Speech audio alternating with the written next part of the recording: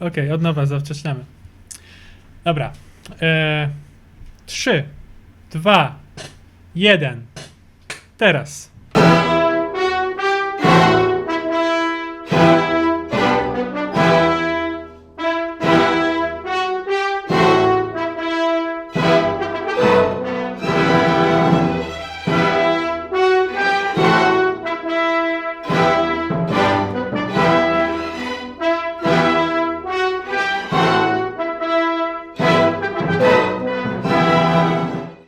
W czwartek, 22 października, Trybunał Konstytucyjny Rzeczypospolitej wydał wyrok o niezgodności z konstytucją paragrafu ustawy o planowaniu rodziny z 1993 roku o dopuszczalności aborcji w sytuacji, kiedy stwierdzone jest, i tu jest cytat, duże prawdopodobieństwo ciężkiego i nieodwracalnego upośledzenia płodu albo nieuleczalnej choroby zagrażającej jego życiu. I pod tą klauzulą znajduje się tak samo trisomia powodująca zespół Downa, jak i też przesłanki patomorfologiczne, jak na przykład brak kości czaszki, które powodują brak możliwości przeżycia takiego płodu poza organizmem matki, tak samo jak i inne wady letalne. Reakcja społeczeństwa na to wykroczyła poza najśmielsze oczekiwania obu stron tego sporu. Nie bez wpływu na to było ogólne poczucie beznadziejności spowodowane pandemią i dla wielu również gospodarczymi konsekwencjami tego szczególnego okresu w dziejach, ale też istotne w tym całym wszystkim był rozczarowujący brak pragmatyzmu, który do tej pory wydawał się kierować działaniami Prawa i Sprawiedliwości w kwestiach światopoglądowych. Nigdy ten brak pragmatyzmu bądź wycofanie się z pragmatyzmu nie było bardziej widoczne niż w orędziu Jarosława Kaczyńskiego do narodu. I tak jak jeszcze do niedawna wydawało się, że jakiekolwiek oddolne ruchy społeczne w Polsce bardzo szybko się wypalają, o tyle tłumy obecnie wylegające na ulicę i z każdym tygodniem coraz liczniejsze, zdają się świadczyć, że ogień oporu przeciwko establishmentowi tli się trochę dłużej niż zwykle tym razem.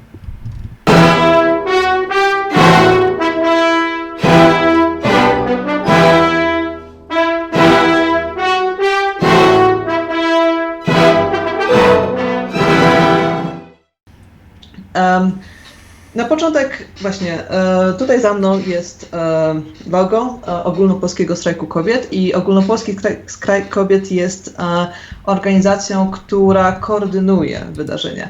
Więc trzeba wiedzieć, że cały ten protest to nie jest to jest protest przygotowany oddolnie. To nie jest protest, który ma jakby jednego lidera. Liderką Strajku Kobiet jest Marta Lempart, ale ona koordynuje te wydarzenia w różnych miastach indywidualnie są organizowane przez niezależne grupy feministyczne, przez osoby prywatne, generalnie przez prawie każdego, kto czuje potrzebę, aby wyrazić swoją złość na zaistniałą sytuację. A zatem, gdzie szukać informacji? Przede wszystkim radziłabym wejść na Strajk Kobiet, na stronę Strajku Kobiet. To jest www.strajkkobiet.eu. Strajk Kobiet ma również swoją stronę na Facebooku. Można ją znaleźć wpisując Ogólnopolski Strajk Kobiet w nagłówek. I również Twitter i Instagram, można znaleźć linki do tych stron na stronie oficjalnej Ogólnopolskiego Strajku Kobiet. Ogólnopolski Strajk Kobiet również udostępnił mapę wydarzeń. Mapa wydarzeń, można ją znaleźć w linku, w opisie pod naszym wideo tutaj, dzisiejszym. Mapa wydarzeń jest bardzo pomocna, ponieważ wydarzeń jest bardzo dużo obecnie, wiele protestów w wielu miastach w różnym czasie, organizowanych przez różnych ludzi, a zatem mapa uwzględnia podział ze względu na dni, a także miejscowości, w których dany protest ma się odbyć. Więc jak jesteście zainteresowani, możecie właśnie tam znaleźć swoją miejscowość. Uprzedziłabym Was tylko, że nie wszystkie wydarzenia są obecnie na liście, na tej mapie, bo wydarzeń jest tak dużo, że pojawiają się nowe bardzo szybko, sytuacja jest bardzo dynamiczna. Nie wszystkie wydarzenia są obecnie na liście na tej stronie, więc pamiętajcie o tym. Jak już znajdziecie odpowiednie wydarzenie dla Waszego miasta, to na Facebooku możecie sprawdzić, jaka grupa to organizuje. Bardzo prawdopodobnie będzie to lokalna grupa feministyczna i będziecie zachęcam, żeby zasubskrybować, polubić stronę. W ten sposób będziecie dostawać powiadomienia o wszystkich nowych wydarzeniach i jeżeli coś się zmienia na bieżąco. Następnie inne organizacje, które wspierają strajki kobiet obecnie, ale też organizacje, które przez lata monitorowały scenę polityczną i co się i jak Sejm proceduje nad kolejnymi ustawami, to Federacja na rzecz Kobiet i Planowania Rodziny. Strona federacji to www.federa.org, też można znaleźć w linku w opisie poniżej. Oni również mają swoją stronę internetową. I zachęcam wszystkich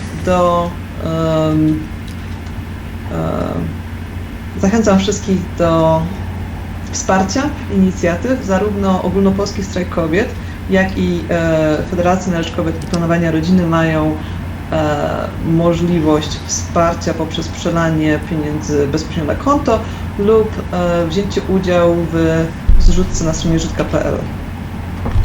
I teraz kolejną listą organizacji, które są bardzo ważne w tych ciężkich czasach, są organizacje, które pomagają organizować aborcje. Jest to o tyle szczególny przypadek obecnie, że jak już powiedziałam, wiele szpitali już teraz odmawia kobietom dostępu do legalnej aborcji ze względu na wady letalne płodów. Są to dramatyczne sytuacje, tak? Kobiety w różnym stopniu zaawansowania ciąży. I pierwszą taką jakby ważną organizacją jest Aborcja Bez Granic. Strona też można znaleźć poniżej, to jest www.aborcjabezgranic.pl i strona Aborcja Bez Granic ma swój telefon zaufania, który jest bardzo ważny i za chwilę też przedstawimy numer, to jest +48 22 29 22 597. Każdy może tam zadzwonić i dowiedzieć się, czy jego sprawa może być wsparta. Aborcyjny Dream Team jest inicjatywą też oddolną, stworzoną przez dziewuchy, które brały udział w protestach kilka lat temu, po raz pierwszy, jak ta ustawa antyaborcyjna była procedowana przez Sejm. Aborcyjny Dream Team obecnie zebrał całkiem spore fundusze na swoje cele statusowe i główną działalnością aborcyjnego Dream Teamu jest pomoc organizacji wyjazdu za granicę, jeżeli taki jest potrzebny, w celu uzyskania aborcji. Więc one, dziewczyny, mają fundusze, żeby na przykład zrefundować częściowo taki wyjazd, bo wiadomo, to nie są tanie przedsięwzięcia. Następna organizacja to Women Help Women na stronie www.womenhelp.org, która ma też swoją stronę internetową po polsku. Trzeba wpisać w Facebooka Aborcja Polska Women Help Women. Ta organizacja zajmuje się głównie dostarczaniem tabletek poronnych i pomocą w przeprowadzaniu aborcji legalnej w Polsce wciąż, bo można samemu przeprowadzić aborcję, nie można komuś pomóc, ale można samemu przeprowadzić, za pomocą tabletek poronnych. I oni tam, one mogą Wam pomóc otrzymać takie tabletki, a także zrefundować, jeżeli nie macie pieniędzy, no, a także nakierować na inne inicjatywy, które mogą Wam pomóc dalej, jeżeli to nie jest wystarczające. Następną organizacją są Kobiety w sieci. Kobiety w sieci zrzeszają wiele innych organizacji, takich albo inicjatyw, takich jak Ciocia Czesia z Pragi albo Ciocia Basia z Berlina. To są organizacje też oddolne, które pomagają organizować przyjazd dokładnie do Czech i do Berlina w celu uzyskania pomocy, jeżeli taka jest potrzebna. No właśnie, i to na tyle, jeżeli chodzi o to, gdzie szukać pomocy oraz kto obecnie zajmuje się, kto obecnie zajmuje się organizacją strajków i gdzie szukać informacji. Są to strajki oddolne, tak jak powiedziałam, więc szukanie informacji na temat tego, gdzie i kiedy i jak może nie być takie proste na Facebooku. Na szczęście jest ta mapa, o której wspomniałam, gdzie można sobie spojrzeć, a także lokalne organizacje, które można próbować śledzić na Facebooku. Dziękuję. Dziękuję. To może przejdziemy tutaj do kontekstu tej sprawy, tak? Czyli samego wyroku Trybunału Konstytucyjnego, czyli tej iskry, która to wszystko roznieciła, tej jakby to powiedzieć kropli, która przelała czarę. Nie jest to pierwszy wyrok Trybunału Konstytucyjnego dotyczący sprawy aborcji. Już poprzednio w 1997 roku przesłanka dopuszczająca aborcję, kiedy kobieta ciężarna znajduje się w ciężkich warunkach życiowych albo trudnej sytuacji osobistej, została unieważniona i Trybunał Konstytucyjny, warto zaznaczyć, unieważnił tą przesłankę na mocy przepisów Konstytucji z czasów PRL. I tu mamy pierwszą wskazówkę, że prawna interpretacja niektórych przepisów bardzo często zmienia się wraz z przemianami społecznymi. I jako przykład, tutaj już nie z Polski, tylko z zagranicy, można przytoczyć, że jednym z wielu wydarzeń prowadzących do amerykańskiej wojny domowej była interpretacja definicji obywatela w konstytucji amerykańskiej przez Sąd Najwyższy USA w sprawie Scott versus Stanford, która to interpretacja sądu stwierdziła, że tylko biały człowiek podpada pod definicję obywatela. No i chyba wszyscy jesteśmy zadowoleni, że to nie jest już teraz status quo. Aczkolwiek nie wiem, czy wszyscy, bo w tym roku naprawdę dużo rzeczy trzeba tłumaczyć, które wydawało się są już od dawna wytłumaczone. I teraz tak, wniosek do Trybunału Konstytucyjnego, który zaowocował zeszłotygodniowym wyrokiem w sprawie tej ustawy, było składany też w przeszłości przez różne grupy, ale ten konkretny wniosek złożony został przez ultrakonserwatywną grupkę posłów w listopadzie 2019 roku. No ale z jakiegoś powodu ten prawny miecz Damoklesa od tego zeszłego roku wisiał w powietrzu. Dlaczego więc spadł teraz?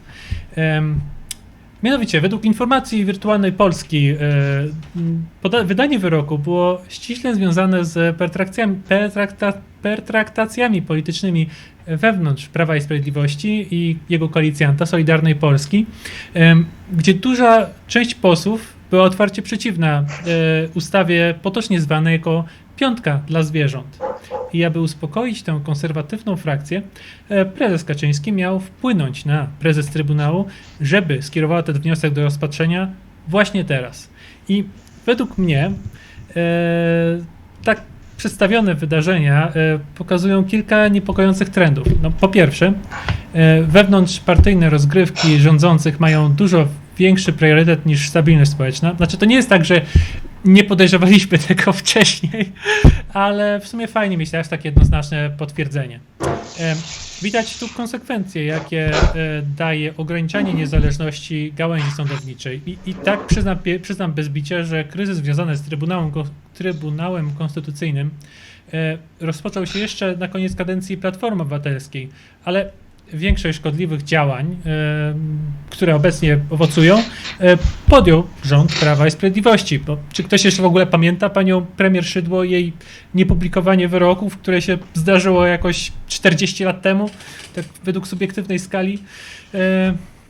I kolejnym aspektem jest to, że podjęta została, no nie po raz pierwszy w historii kraju, ale nigdy tak bez ogródek jak teraz, próba odgórnego narzucenia dużej części społeczeństwa bardzo rygorystycznego systemu moralnego, podpierając się definicją życia i obywatela, której nie podziela większość ustrojów prawnych przyjętych na świecie.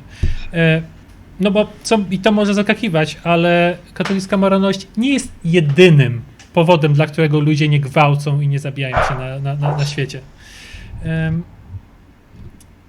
Tak, i jakby tutaj dodatkowym poparciem tego, że ta moralność, ta narzucona interpretacja pewnych konceptów nie jest jedyną obowiązującą nas interpretacją, jest paragraf zawarty w preambule Konstytucji Rzeczypospolitej, gdzie jest napisane: my, naród polski, wszyscy obywatele Rzeczypospolitej, zarówno wierzący w Boga, będącego źródłem prawdy, sprawiedliwości, dobra i piękna, jak i nie podzielający tej wiary, a te uniwersalne wartości wywodzące z innych źródeł.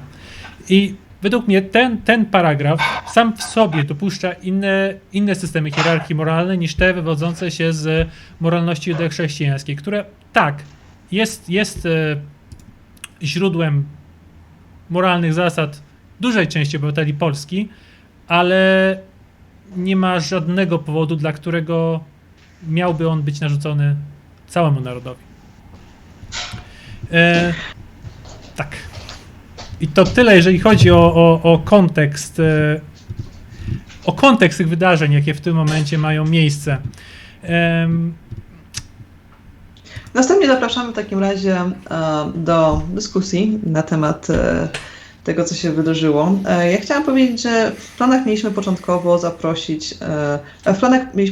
zaproszenie osób, które organizują te strajki, do rozmowy, osób, które są obecnie w Polsce, które są na tej linii frontu. Niestety okazuje się, że atmosfera polityczna w Polsce już jest bardzo zła, już teraz. Wiele osób nie chce wypowiadać się pod swoim nazwiskiem, imieniem i nazwiskiem, głównie dlatego, że dostały nieoficjalne informacje, wiele z nich dostało nieoficjalne informacje od znajomych, którzy, tak się składa akurat, że pracują albo w prokuraturze, albo w policji, że strajkujący już teraz są namierzani, a szczególnie ci, którzy organizują protesty. Więc no, nie jest fajnie, bym powiedziała. Robi się groźnie, robi się tak, jak nie powinno być w państwie prawa, że protestujących się ściga. Wiemy z ostatniego tygodnia, że przygotowywane są działania, aby ścigać organizatorów protestów ze względu na pandemię i ze względu na to, że pandemia pandemia oczywiście jest problemem Polski w tym momencie, ale nie jest wywołana przez protestujących. Pandemia nie jest... Protestujący wyszli na ulicę pomimo pandemii, pomimo, że się boją o siebie i swoich bliskich, ale jak Krzysztof powiedział, czara goryczy się już przelała i nie mogli siedzieć w domu. Więc no bardzo przepraszamy, że nie możemy z nikim porozmawiać dzisiaj. Być może uda nam się następnym razem. Będziemy musieli podyskutować o tym, co się dzieje w Polsce tutaj, we dwoje tylko.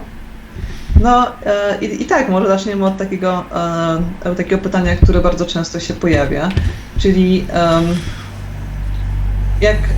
Krzysztof, jak myślisz, jak bardzo trzeba być zdenerwowanym, sfrustrowanym, żeby w czasie pandemii masowo wylec na ulicę, tak jak teraz widzimy w Polsce, kiedy wydawałoby się najważniejsze jest izolowanie się? Znaczy, tak jak powiedziałaś, sytuacja nie jest różowa, i niebezpiecznie przechodzi po skali barw w kierunku barw bardziej brunatnych. I tak, uważam, że pandemia jest jak najbardziej tłem do wydarzeń i z jednej strony buduje napięcie w ludziach. Ogólnie dużo ludzi jest zmartwionych nie tylko o swój byt ekonomiczny, także o zdrowie i dobrobyt swoich bliskich, a także jest po prostu psychicznie zmęczona tą całą niepewnością, która płynie z sytuacji, w jakiej jesteśmy. ale drugim i tym większym jest dla mnie zdziwieniem, że po pierwsze ten spór światopoglądowy został rozniecony właśnie teraz, że nikt nie miał żadnych skrupułów, żeby może przełożyć to na inny okres, spokojniejszy okres. Te przepisy leżały już rok. Nikomu by nie przeszkadzało, jeżeli by poleżały jeszcze rok, jak już rok tam leżały. I fakt, że ludzie, którzy doskonale są świadomi tego ryzyka wynikającego właśnie z gromadzenia się w większych tłumach, mimo to gromadzą się i protestują przeciwko rządowi, wskazuje na skalę tej nagromadzonej irytacji. I tutaj nawiązać bym chciał do właśnie tych protestów, które odbywały się w Stanach, protesty BLM na wiosnę, i nawiązać bym chciał, bo premier nawiązał do nich na konferencji wczorajszej. Była duża plansza wyświetlana za premierem Morawieckim, gdzie było zaznaczone czerwonym kolorem okres, w którym protesty, niepokoje społeczne w Stanach się odbywały, i zaraz po nich wyraźnie pokazały się, jak bardzo wzrosły zachorowania. No, korelacja nie wskazuje na przyczynowość. Fakt, że nastąpił wzrost po protestach w Stanach, według mnie wskazuje przynajmniej częściowo, jeśli nie w przeważającej części, rozluźnienie restrykcji w Stanach w USA, które zbiegło się w czasie z tymi protestami. Ale tak, nie da się wykluczyć, że częściowo protesty mogą się przyczynić do wzrostu zachorowań, ale tu znowu mamy do czynienia z balansem ryzyka. Czy to jest fair, że ten okres, kiedy właśnie powinno się budować zaufanie w społeczeństwie dla rządu, rząd wykorzystuje do dalszego ograniczania wolności znacznej części społeczeństwa? I czy w takim momencie ta reakcja wyjścia na ulicę jest objawem braku właśnie świadomości społecznej, czy też właśnie jest wyrazem świadomości społecznej zagrożeń, jakie płyną z tego, co się dzieje teraz? No ja bym chciała tutaj dodać, że wielu protestujących i wielu ludzi w Polsce miało takie odczucie, że aborcja, że ten temat aborcji w tym przypadku został wyciągnięty w czasie pandemii właśnie dlatego, że ludzie nie mogą protestować. Jak podaje Wirtualna Polska, przyczyną były bardziej prawdopodobnie rozgrywki partyjne. Nie zmienia to faktu, że takie poczucie zagrożenia w czasie, kiedy nawet nie mamy głosu, bo nawet nie możemy wyjść na ulicę, a wręcz nie powinniśmy wychodzić na ulicę, jest dodatkowo bardzo frustrująca. I wydaje mi się, że to jest coś, co wzmogło niezadowolenie społeczne. To jest coś, co właśnie spowodowało, że ludzie poczuli się bardziej zaatakowani, niż może poczuliby się w innej sytuacji, bo tak po prostu się nie robi. Dobrze wiadomo, jak bardzo polaryzująca jest ta sprawa dla Polaków, jak bardzo jest to ważne dla wielu kobiet w Polsce, a także rodzin tych kobiet, dla wszystkich generalnie. Sprawa aborcji dotyczy prawie każdego. Więc to, że to odbyło się w czasie pandemii, to nawet nie jest tło. To jest bardzo mocno powiązana sprawa z tym, z wyrokiem Trybunału Konstytucyjnego i z tym, jaki mieliśmy odzew od strony społeczeństwa.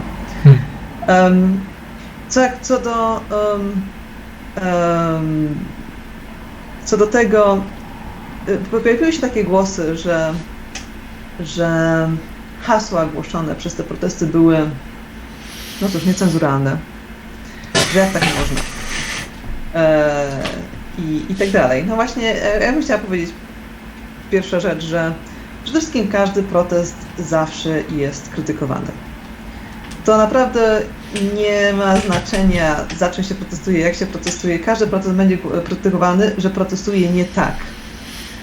I to było widoczne, to jest widoczne od zawsze, to było nawet widoczne w czasie protestów przeciwko segregacji w USA na przykład 60 lat temu. Zawsze ktoś był, kto by powiedział, że zbyt głośno, że zbyt wulgarnie, że nie tak, że inaczej. Więc tym jakby nie można się przejmować, bo ci, którzy krytykują, będą krytykować, niezależnie od tego, bo nie krytykują dlatego, że mają powody do krytyki, a krytykują po to, żeby po prostu skrytykować coś, co im się ogólnie rzecz biorąc nie podoba. Takie jest moje przeczucie. A jeżeli chodzi o mocny język tych protestów, no to wydaje mi się, że już zaznaczyliśmy, dlaczego one były takie, dlaczego język był tak mocny, a mianowicie frustracja protestujących jest naprawdę ogromna. Nie zdarzyło się, żeby była tak wysoka do tej pory, jak do tej pory. Tak, no wiesz, no jeżeli nawet ludzie z Krakowa przyjeżdżają protestować do Warszawy, to już naprawdę jest źle. Tak, dokładnie. Zjechali się z całego kraju, wszyscy protestują. W piątek było wydarzenie Wszyscy na Warszawę i z szacunkowych danych organizatorów było około 200 000 osób. I ja muszę przyznać, że tak, że zdjęcia z Warszawy, szczególnie z lotu ptaka na ten marsz idący ulicami, to robi wrażenie. To robi wrażenie do tego stopnia, że tak jak nikt nic nie słyszał wcześniej tutaj, gdzie pracuję, ja jestem obecnie w Stanach Zjednoczonych, tak w ciągu jednego dnia praktycznie każdy, kogo spotkałam, ponieważ oczywiście wiedzą, że jestem Polką, pytali się, co się dzieje w Polsce, że tłumy są niesamowite, że w ogóle tego nigdy czegoś takiego nie widzieli.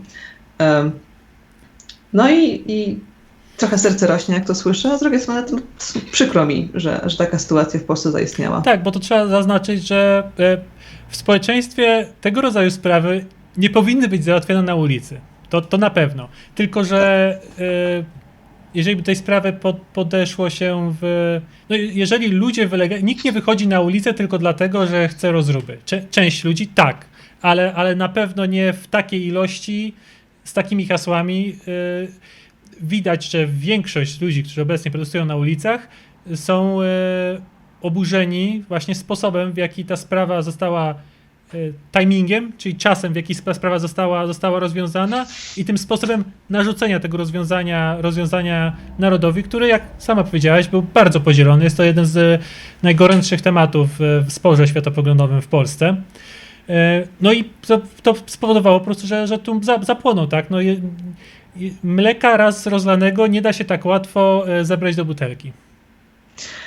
Tak, i teraz właśnie to widzimy, jak patrzymy na hasła, tak, ja osobiście nie czuję się dobrze przeklinając, a szczególnie również, tak? jakbym szła w proteście, to może bym czuła ten ferwor walki, ale tutaj na kanale YouTube jakby tego nie zrobię. No ale jakby to hasło, tak, to pierwsze hasło z zeszłego tygodnia, które powiedzmy parafrazując znaczy uciekajcie szybciutko. Przecież uciekajcie czym prędzej. Chyżo przebierajcie. Tak. Chyżo przebierajcie. No jest ciekawym hasłem protestacyjnym, bo nie jest to hasło postulatowe. Nie wiem, czy zazwyczaj wszystkie protesty, które były wcześniej, miały jakiś postulat, jakąś myśl postulatową, którą chciały osiągnąć danym marszem. Na przykład były protesty w obronie konstytucji, tak? Wszyscy skandowali konstytucja, obronimy konstytucję, czyli tam nie rozbierajcie nam, nie demolujcie nam Trybunału Konstytucyjnego. Poprzednie marsze feministyczne to była Moje ciało, moja sprawa, tak? Czyli dostęp właśnie do legalnej aborcji. Kilka lat temu to było odrzućcie ustawę, którą konserwatyści wnieśli do Sejmu. Teraz po raz pierwszy hasło było takie, którego się nie dało negocjować. Po prostu idźcie sobie stąd. Nic więcej nie chcemy, macie stąd uciekać, bo nic od was więcej nie oczekujemy niż kolejnych złych kroków i złych decyzji, i złych posunięć, więc po prostu uciekać. I muszę powiedzieć, że o tyle mnie to rozbawiło i tak ucieszyło w pewnym sensie, że z takim hasłem się nie da polemizować, bo ono nie jest czymś, z czym w ogóle protestujący chcieliby, żeby polemizować. Protestujący byli wściekli. Protestujący po prostu uważają, że obecna władza nie jest w stanie praktycznie nic dla nich więcej zrobić. Tak, i tutaj i też dzięki temu, że to hasło było tak ogólne, czmykajcie chyżo, czy też 8 gwiazdek na wielu transparentach również obecnych, a znaczące dokładnie to samo.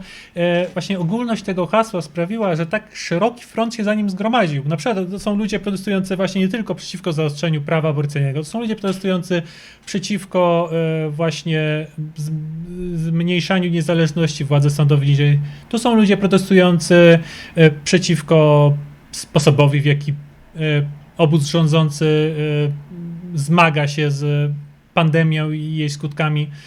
Są ludzie protestujący przeciwko ograniczaniu i zabranianiu, odbieraniu praw osobom właśnie LGBT.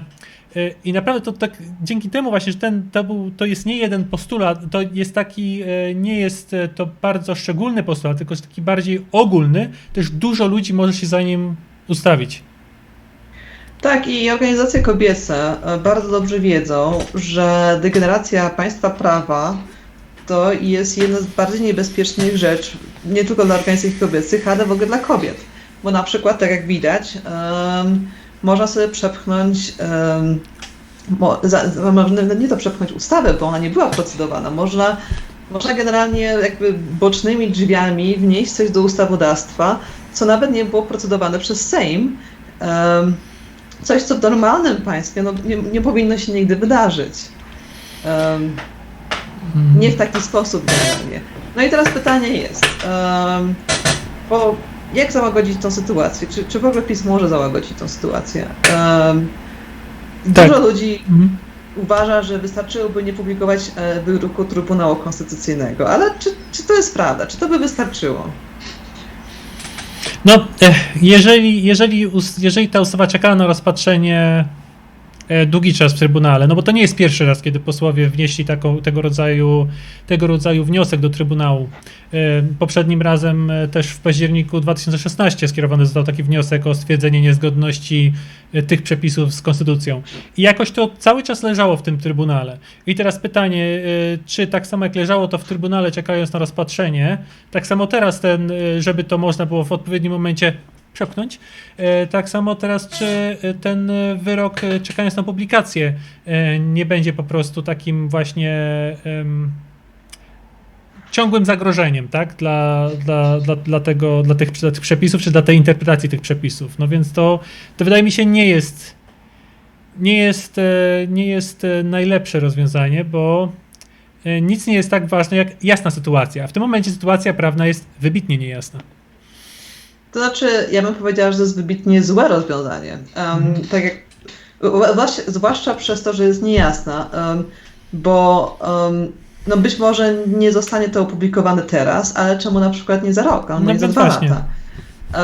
Ale to jest w ogóle bardziej skomplikowane, ponieważ ogólnie rzecz biorąc, to jak się ma Trybunał Konstytucyjny i jest wyrok Trybunału, to jak już wiemy generalnie, nie jest to jakby kwestia władzy wykonawczej, że ona sobie ocenia, czy te wyroki są po ich myśli, czy nie są po ich myśli. Generalnie jak Trybunał coś zawyrokuje, to powinno w państwie prawa działać w taki sposób, że jest prawomocnym wyrokiem w pewnym momencie. Tak, no i tu... No więc co się tak, no właśnie co ja chciałam powiedzieć, to, że problemem jest w ogóle sam Trybunał Konstytucyjny, że to jest w ogóle powiązane, że rozbieranie konstytucyjnych organów i jakby bezpieczników państwa prawa okazuje teraz się po wielu latach, jest jednak ważne dla przeciętnego obywatela.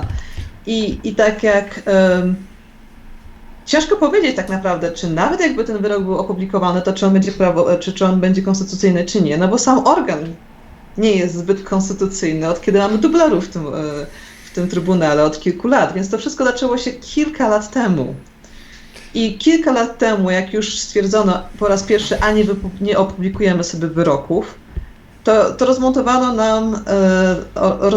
nam bardzo ważny organ państwowy, bo teraz stworzyła się taka sytuacja, że publikujemy jak nam pasuje, nie publikujemy jak nie pasuje, więc to w ogóle nie ma żadnej funkcji oprócz propagandowej. Tak, jak nam pasuje, to skład Trybunału jest konstytucyjny. Jak nam nie pasuje, to sędziowie są nielegalni, tak? I to jest właśnie, to jest jeden z największych tych, właśnie podważanie zaufania do instytucji Państwowych. Tak, ale to tak samo bardzo daleko nie trzeba szukać. W USA przecież podważanie zaufania przez Donalda Trumpa do tych mail-in ballots, czyli do tych kart do głosowania wysłanych drogą pocztową, tak?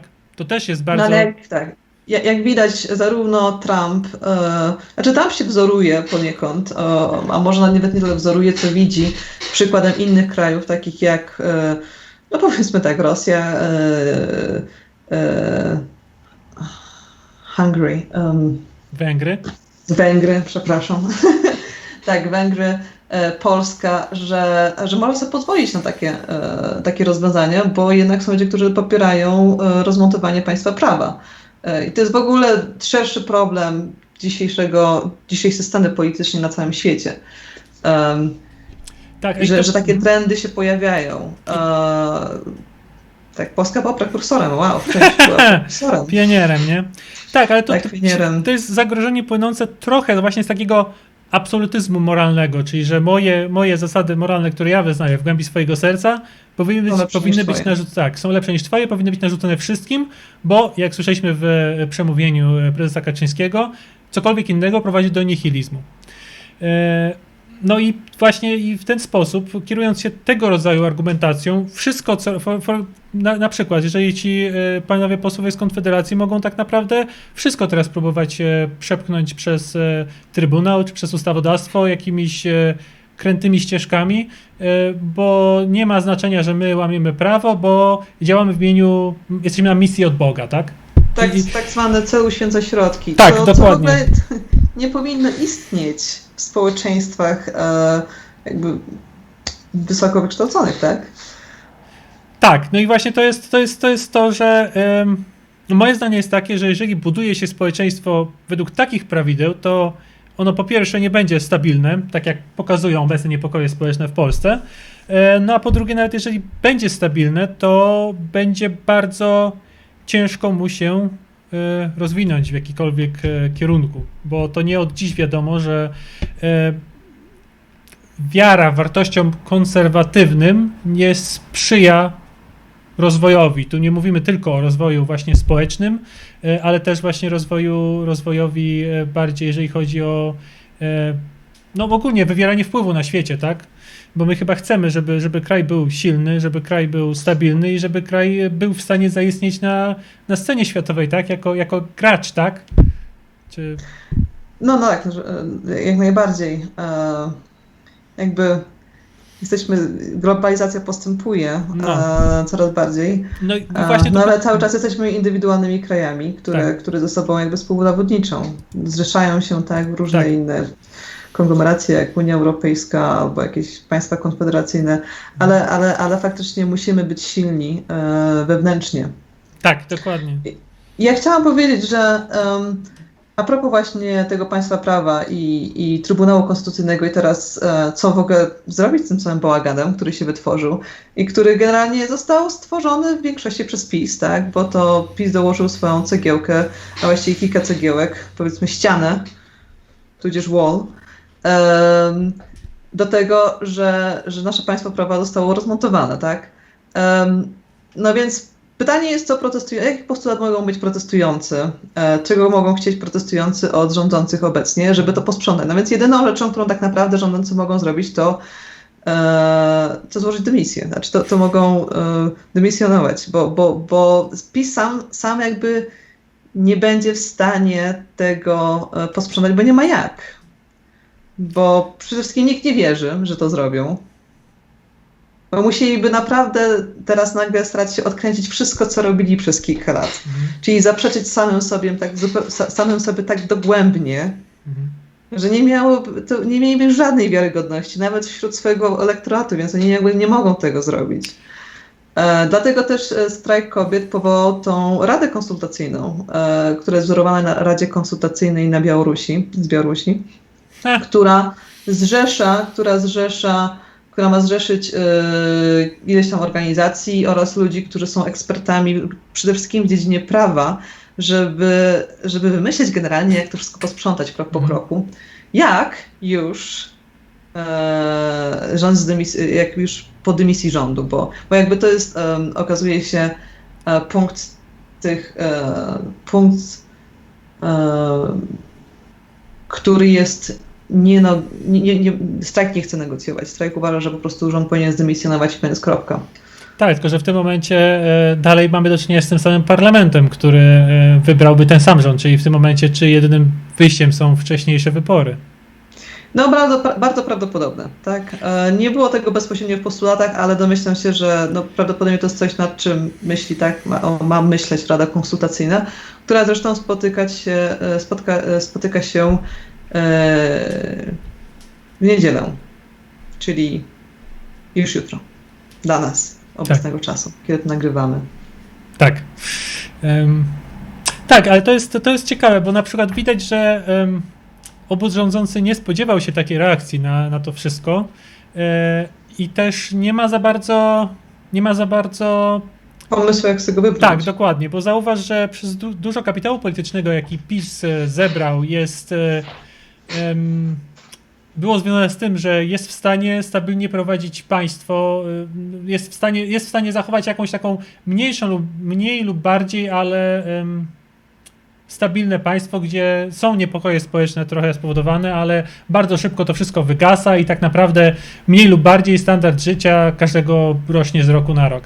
Ale w tym momencie ludzie zaczynają zauważać, że jakby ta pełnia... To jest fasada. Tak, to jest fasada, że ta pełnia władzy, która nawet jeżeli na początku była za tym faktyczna polityczna mądrość, no ja do Kaczyńskiego, nawet jeżeli jako do osoby nie mam za dużego respektu, tak samo tak bardzo podziwiałem go do tej pory jako polityka i w tym momencie to jego przemówienie, no to bardzo mnie rozczarowało. No. Tak, tutaj po prostu i to widać, że absolutna władza psuje absolutnie, tak? Że jeżeli masz pełnię dostępu do właśnie wszystkich organów władzy, to prędzej czy później spowoduje to twoje oderwanie od rzeczywistości, tak? I zaczynasz myśleć, że jesteś niezniszczalny, tak? No i tak upadały imperia, tak? Właśnie poprzez takie wielkie pomyłki. Ja się cieszę, że PiS po raz pierwszy się tak bardzo pomylił, bo to, co robili, było karygodne, tak? No więc miejmy nadzieję, że coś z tego wyniknie pozytywnego na przyszłość. Tak. Miejmy nadzieję, że władza nie postanowi tłamsić agresywnie tych protestów, bo to na pewno nie tędy droga. Protestujący powinni czuć się bezpiecznie, ale już teraz dochodzą słuchy, tak, że, nie dochodzą słuchy, ale widać jest dużo incydentów podczas protestów, że protesty są atakowane przez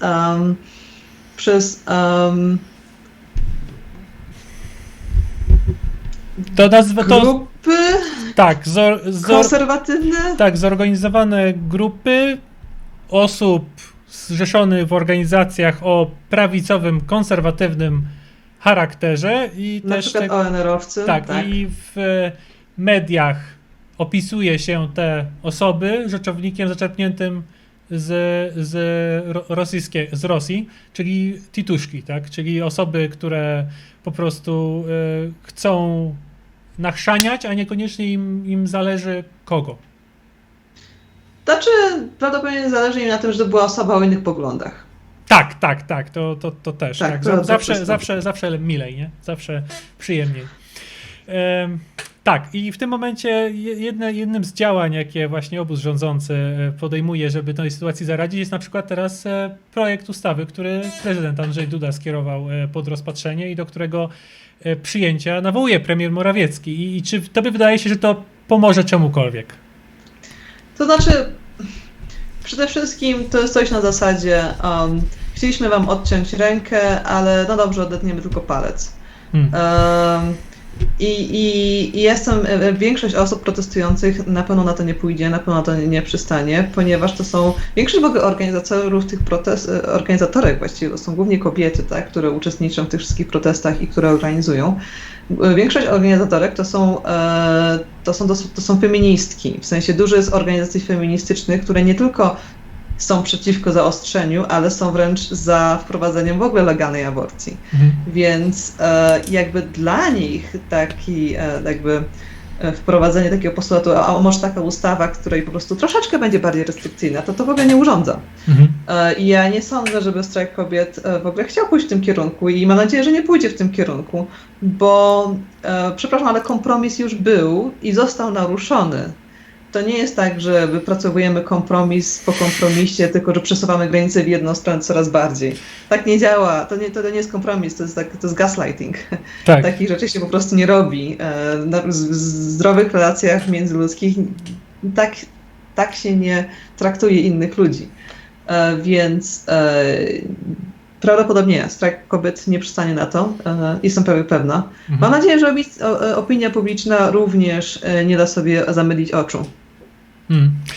Tak, i tu jeszcze właśnie chciałem poruszyć tą kwestię, której ty naruszyłeś na samym początku, no bo z jednej strony mamy tu do czynienia ze strajkami właśnie oddolnie, tak, mniej lub bardziej oddolnie organizowanymi, no ale zwykle jest to jakaś mniejsza lub większa grupa osób, tak, jakiś tam, nie wiem, klub 50 kobiet z jednego miasta, tak, na przykład, tak, bo jakoś się ludzie organizują w mniejsze lub większe grupki. I teraz pytanie do ciebie, jakim argumentem odpowiedziałabyś ludziom, którzy właśnie takim jak prezes Kaczyński, znowu, bardzo taki nasz niewidziany gość tego odcinka, które Mam nadzieję, że będzie oglądać, tak, zapraszamy. Znaczy, jakby coś, to my zapraszamy, tak? My bardzo... Tak, za wszystkich, w ogóle zapraszamy przede wszystkim wszystkich, którzy mają konserwatywne poglądy, tak?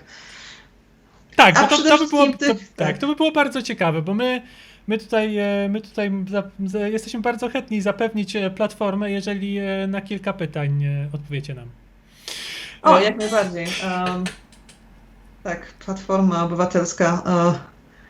Ugrupowanie, tak, może to określenie tyle razy zawiodło, że... Tak, właśnie, to po prostu już może nawet nie używajmy tego określenia, bo to po prostu źle kojarzy. No.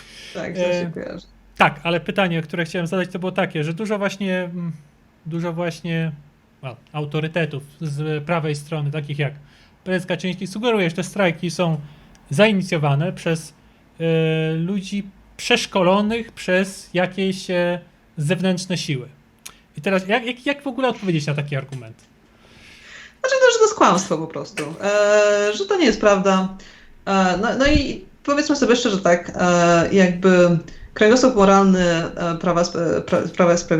posłów Prawa i Sprawiedliwości, w ogóle ludzi związanych z tą frakcją jest giętki jak, no nie wiem, jakaś gumowa kaczka, bym powiedziała. Tak, więc oni nie mają problemu z tym, żeby kłamać. I to nie jest prawda. Te protesty są organizowane zupełnie oddolnie i w ogóle to widać w takim sensie, że jakby to było organizowane przez ludzi przeszkolonych i tak dalej, to byłoby lepiej zorganizowane, tak? Bo powiedzmy sobie szczerze, ciężko jest skoordynować 150 wydarzeń z jednego dnia, w ciągu jednego dnia w 150 miastach.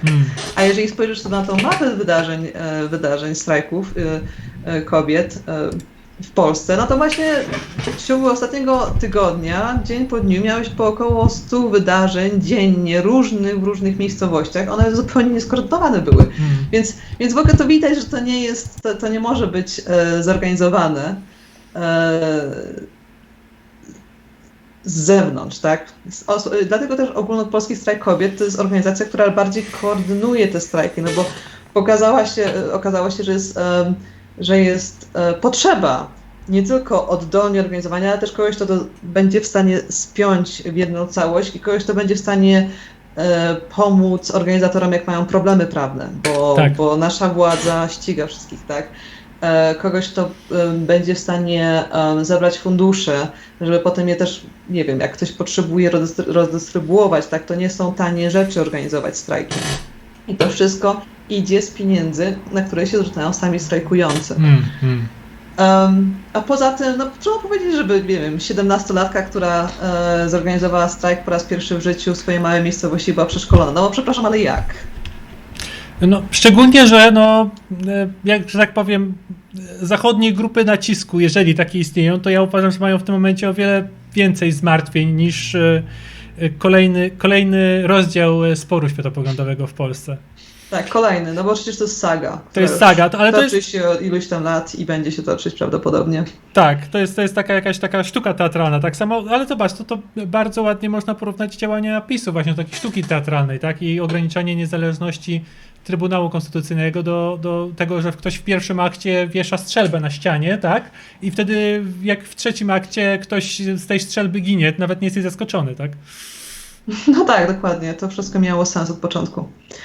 No dobrze, ja myślę tak, że już dzisiaj, że tak powiem, wprowadziliśmy do tego tematu. Tak. Chciałam powiedzieć, że to nie jest ostatni odcinek, to na pewno pierwszy, jak widać na załączonym obrazku, ale nie jest to ostatni. Ja myślę, że te protesty będą jeszcze przez długi czas się utrzymywać i na pewno będą, dlatego jak już powiedziałam, dlatego, że postulaty no nie zostaną spełnione, tak? Postulat, że rząd ma podać się do dymisji, no i prawdopodobnie jakieś szybsze wybory i tak dalej. No ja jestem prawie pewna, że tak PiS na to nie pójdzie.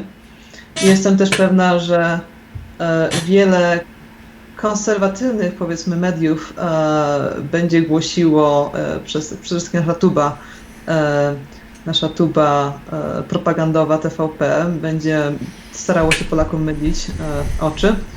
Ale też inne telewizje duże, no powiedzmy, nie są bez winy, jak na przykład TVN czy Polsat, bo używają na przykład języka, który jest narzucony przez konserwatywny dyskurs i w ogóle tak, rzetelność nie jest, powiedzmy, najsilniejszą stroną. Więc ja myślę, że to jeszcze długo potrwa. Tak, no właśnie trochę jest poczucie właśnie bycia na rozdrożu, tak? Czy to się skończy tak jak zwykle, czy faktycznie do czegoś to doprowadzi, do jakiejś trwałej, konstruktywnej zmiany? O. Ja mam nadzieję, że rzeczywiście doprowadzi do trwałej, konstruktywnej zmiany. Ja jestem sama dziewuchą, tak zwaną. Jeszcze to przed kilku lat, jak po raz pierwszy to wszystko się zaczęło, i jak spotkałam dziewuchy w Londynie, które zresztą bardzo pozdrawiam, dziewuchy londyńskie. Znaczy, ja nie jestem dziewuchą, ale też pozdrawiam. Tak, pozdrawiamy. Tak samo jak pozdrawiamy wszystkie dziewuchy, które nas słuchają. Więc chciałam powiedzieć tak, że to będą kolejne odcinki, ale też zapraszamy właśnie prawą stronę internetu, bo tak naprawdę naszą misją tutaj jest odkręcenie tych wszystkich bzdur, między innymi, które krążą w eterze. No i też tak. Szkodzą. Tak, bo też to jest to właśnie problem, że bardzo ciężko skomplikowany temat przedstawić w sposób wyczerpujący nagłówkiem. Tak, dokładnie. I też takim clickbaitowym nagłówkiem. O tak. Czy siewcy śmierci wśród protestujących. No. Dokładnie. No nic, to w takim razie zapraszam na kolejny odcinek. Mam nadzieję, że następnym razem uda nam się kogoś zaprosić, kto może powiedzieć trochę o protestach, ale tak jak już powiedziałam, obawiam się, że wiele organizatorek będzie starało się zachować swoją anonimowość jak najbardziej się da, mimo że organizują protesty, bo w Polsce generalnie władza zaczyna za to ścigać. I 8 lat więzienia, powiedzmy sobie szczerze, no nie jest czymś, co ktokolwiek kiedykolwiek chciałby doświadczyć. No zdecydowanie, no. Nie da się ukryć, że to jest duża obawa dla protestujących, więc mam nadzieję, że do aż tak drastycznych kar nie dojdzie, ale czas pokaże. No dobrze. No tak, to w takim razie do zobaczenia następnym razem. I odmeldowujemy się. Tak, Motyla Nowa News.